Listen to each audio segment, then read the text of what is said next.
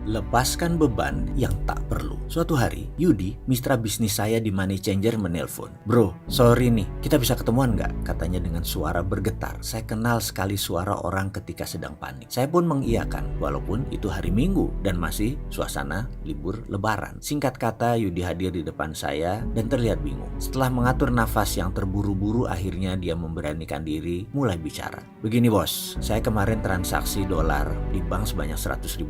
Ternyata kita ketipu, duit tersebut dibawa kabur. Dia mengurai pelan-pelan. Saya terhenyak kaget mendapatkan berita itu. Namun, saya berusaha tetap tenang dan membiarkan dia melanjutkan ceritanya. Begini, ada seorang nelpon saya, minta $100.000.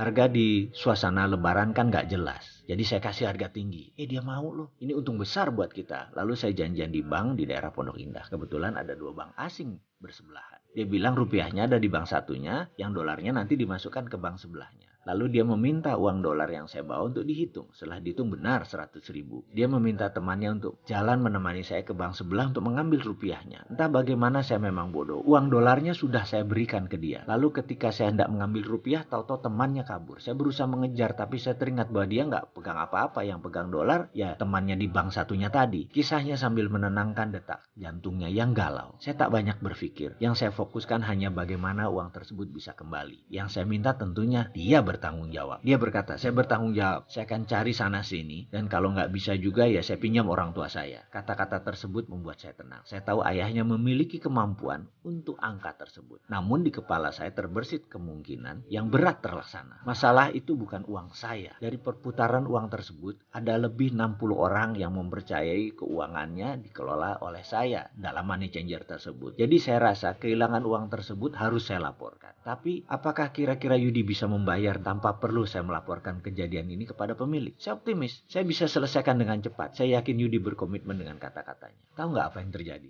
Setelah itu Yudi hilang di telan bumi. Dia pergi tanpa tanggung jawab, menghilang. Kata orang dia pindah ke Sulawesi Tengah tanpa pesan. Tinggallah saya menahan marah tak terhingga. Saya harus menghadapi para pemilik modal dan pastinya saya harus bertanggung jawab mengembalikan uang mereka. Hal ini membuat hati saya terluka, kesal, kecewa, marah. Bukan saya yang berbuat tapi saya yang harus menanggungnya. Belum lagi ini hanyalah satu di antara puluhan peristiwa yang membuat saya jatuh bangkrut pada tahun itu. Ketika saya teringat Yudi, muka saya murka, wajah saya memerah dan saya kecewa. Kemana mencari orang seperti begini? Dan kalaupun dia datang tapi nggak mau bayar atau tidak mau tanggung jawab, saya bisa apa? Dalam renungan saya melewati hari-hari di rumah, saya teringat kembali Yudi dan kembali saya marah. Namun ada pelajaran yang saya dapat di salah satu workshop. Katanya, jika saya masih memendam marah pada seseorang atau sesuatu, saya akan terkena looping, memutar di tempat dalam pikiran dan hati saya dan tidak akan keluar sampai saya melepas hal tersebut dalam pikiran saya. Benar, saya harus melepas kemelut dalam pikiran. Tapi bagaimana saya melepasnya? Kalau saya ingat namanya aja saya marah. Pelajaran tentang prosperity conscious sangat jelas. Tidak boleh ada hal negatif atau berlawanan dengan kemakmuran. Karena hal itu membuat konflik interest dalam pikiran. Otak manusia hanya bisa memikirkan satu hal. Jadi jika ada yang lain akan mengantri di belakang pikiran yang sedang difokuskan. Bagaimana uang bisa datang kalau yang di depan adalah kemarahan terhadap Yudi? Kalau mengikuti materi prosperity conscious, saya harus memaafkan Yudi. Ya, sekali lagi, memaafkan, mencintai, dan mendoakan dirinya sukses selalu. Ini pelajaran gila menurut saya. Saya harus mengasihi sampai benar-benar tulus kepada orang yang melukai diri saya. Ego saya mengatakan saya tidak akan pernah bisa memaafkan pengecut ini. Tapi di sisi lain batin saya mengatakan saya ingin hidup damai dan penuh kemudahan. Untungnya saya bukan orang yang rumit. Untungnya saya bukan orang yang senang susah. Saya lebih baik berdamai dengan diri sendiri. Poinnya begini, bayangkan saya di hadapan Anda. Lalu saya meminta Anda mengangkat kedua belah tangan Anda, telapaknya menengadah ke atas. Di tangan saya ada satu buah bolpen dan satu buah ponsel.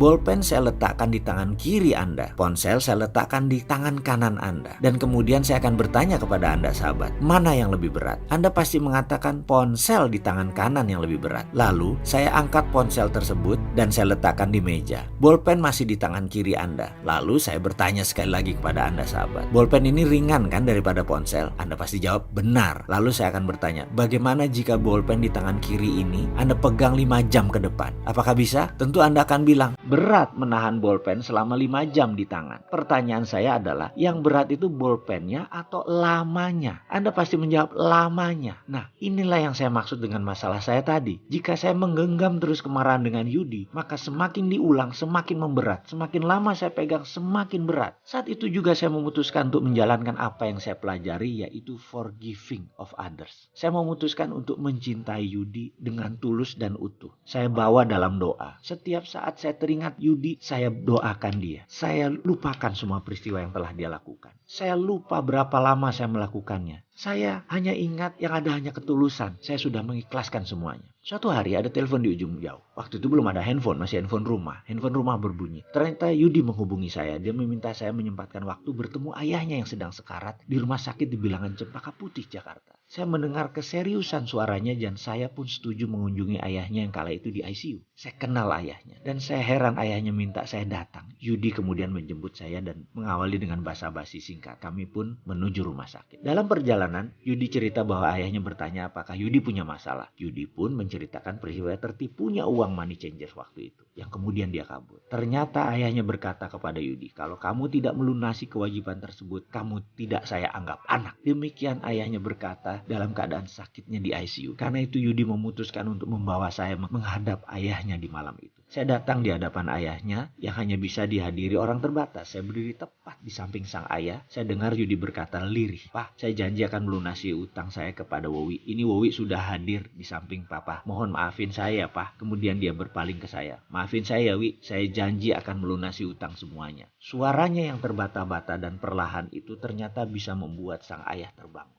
Wajahnya tersenyum tulus, dipegangnya kepala Yudi dan dia mengangguk pelan. Ya anakku, iya katanya. Lalu dia mengangkat wajahnya ke atas dan Allahu Akbar. Dia mengatakan sebuah kata dan ternyata itu adalah kata-kata terakhir karena dia menghembuskan nafas terakhirnya di hadapan saya dan Yudi. Saya lemas. Yudi tersungkur. Tak lama kemudian seluruh tim medis dan keluarga mengambil alih suasana. Saya menatap Yudi yang terdiam. Kemudian saya tertunduk. Ya Allah, inilah kekuatan melepas. Inilah